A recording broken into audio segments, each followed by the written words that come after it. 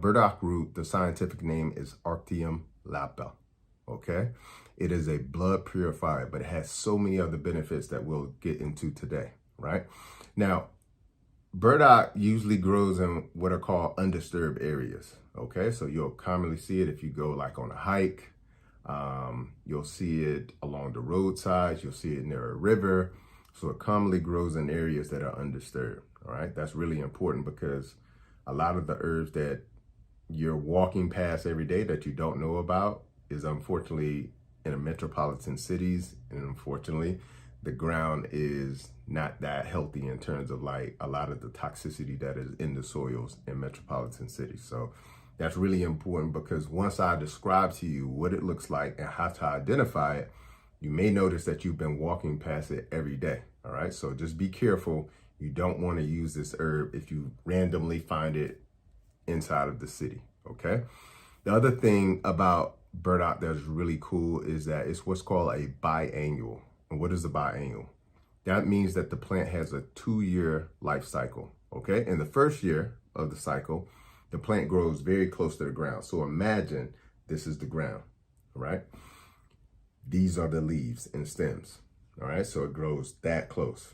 Now, the way to identify the plant is that the leaves are almost heart-shaped. So imagine me coming from a point and then the leaves sort of fold up like a heart towards the stem.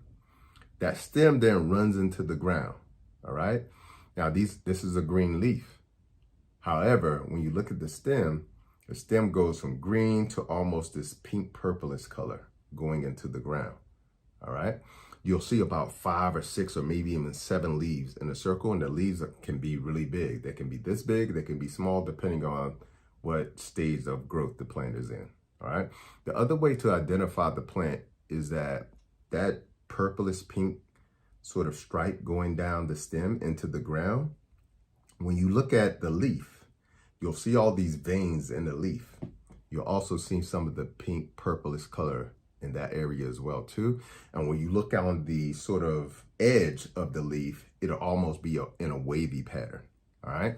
Another way to identify it is when you look on the bottom of the leaf.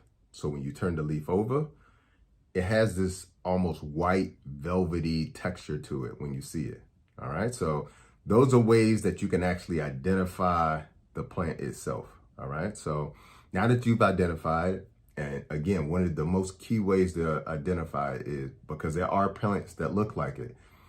When you look on the bottom of the leaf and you see sort of that white velvet coat on the bottom, that's a really good identifier, okay? The other thing that I think is really important to know about the plant is that in the second cycle of the plant, as I said, it's a biannual. So in the first year, it grows very close to the ground. In the second year of the plant can get pretty tall. I've seen it as tall as 5'9", okay? But it can get up to 6 foot, all right? And when the plant grows to 6 feet, you'll see these sort of pink purplish flowers that sort of like the color you see on the stem when it's in the first year of the cycle. You'll see these beautiful pink purplish flowers. Sometimes they can be white depending on, of course, the constitution of the minerals in the soil. But this pink purplish flower, that's really beautiful. But what happens is as the plant ages into that second year of the cycle, those pink purplish flowers will start to turn brown, they'll get hard. And then what used to be a flower is now these, what are called burdock burrs. They're like these little stickers that when you walk by, they stick on your shirt. All right. Or if an animal walks by, it sticks onto them. Now, let me explain the beauty of nature. All right. Plants are just like humans. They want to reproduce and multiply. All right. Those burdock burrs that stick to your clothing or stick to an animal's sort of, fur, or the wind blows and then these burrs blow out all over the place. That's the plant's way of multiplying, reproducing.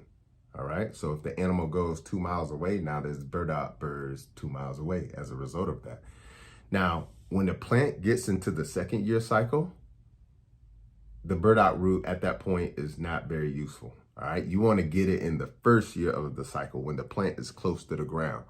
Because once it's in the second year of the cycle, all of the energy all of the nutrients will be shifted from the root, okay? Because remember, we're talking about burdock root, to the stems, to the leaves, to the flowers, okay? So all that energy and nutrients and medicinal qualities are now taken from the root. Now they're in the plant, the top side of the plant, all right? So let me show you exactly what it looks like here. So this is what burdock root looks like. And the reason why I'm showing you this is because you probably can tell that there's a little bit of a pinkish tint to the root as well too. So that's how you also know or can identify that this is burdock root as well too. Again, I first discovered this when I was living out in Japan, traveling in Asia. I was noticing that everywhere I went, if I wanted to get some tea, this was always an option. And I noticed that a lot of the people were choosing the burdock root tea. And so that's what made me start to do a lot of my research on it and discovering that it is a blood purifier, again, which we'll talk about in just a second. But what I love about burdock root is not only is it very nutritional, it is very medicinal, okay? And those are my favorite herbs that not only nourish you, but herbs that are very medicinal. And this herb is actually very detoxifying as well too. So you got three components there. You got detoxification, it's nutritional, and it is also medicinal. Again, we'll get into all of these things in just a second, okay? And the other thing that I'll tell you that is really important about burdock is, again, you just want to make sure you get a good source, all right? And so, you know, a lot of people get their herb, they go on whatever website and grab some herbs. Just make sure you get a good source of these herbs. Again, this is one of the sort of powerful and secret ingredients inside of my full body detox, okay? Because of its blood purifying qualities. And I'll explain how that works in just a second, all right? So that's burdock. The other thing that I'll say is important is this could be used as a tea. And if you have burdock root at home or you grow it, you could take burdock root and add it with a little bit of dandelion root. And that's a tea that I've seen them commonly use in Asia and also in Europe as well too. All right, so let's get into what are the benefits and how these benefits actually work or they come from the root. All right, because it's one thing to say this is the benefit, but it's a whole nother thing to explain why that is a benefit or how the plant does it. All right, number one, they are loaded with antioxidants. Now, we all know that antioxidants prevent oxidation. Oxidation is aging, okay? And the reason why it does that is because it's loaded with quercetin, which is heart healthy and really good for the immune system. One of the things that during the pandemic, many people were telling people you need to get more quercetin in your diet. Well, guess what? Burdock is a perfect way to do that, all right? So it's loaded with quercetin, loaded with luteolin, and also loaded with what are called phenolic acids. Okay, these are antioxidants, all right? These are powerful plant compounds, all right? So it's loaded with antioxidants, and antioxidants, again, are really good for preventing what is called oxidation, which is essentially rusting or aging out our cells, okay? So this is what makes us younger as well, too. We can get a load of antioxidants, all right? Number two, it promotes circulation of blood to the skin surface.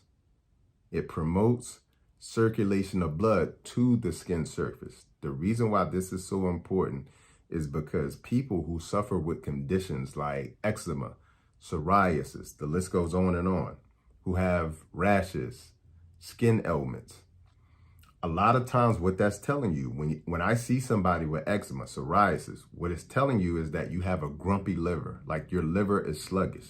Now, I have a whole nother video. If you want to go check out Dr. Bobby Price, put in sluggish liver, you'll see I'll talk about that. You cannot have a sluggish liver if you want to be healthy, okay? Your skin is just literally a mirror as to what is going on inside of you. And when somebody has a skin condition that is showing up like an eczema or a psoriasis, what it's saying is that the liver is enabled to do its job, which is detoxification. And because it's not able to do its job and it can't send out the toxins in another way, it sends it out through the skin. And because it's sending it out through the skin and the liver is sluggish, this is why you're getting that skin effect, okay? Again, the skin is just merely an elimination pathway, all right? And what psoriasis and eczema and any other skin conditions are telling you is that A, you have a lot of toxins, B, your liver isn't functioning the way it should be. So one of the benefits of burdock is the fact that it promotes the circulation of blood to the skin to start to push these toxins out, all right? To make your skin look not only clear, but once you get the toxins out, start to have that glow as well too.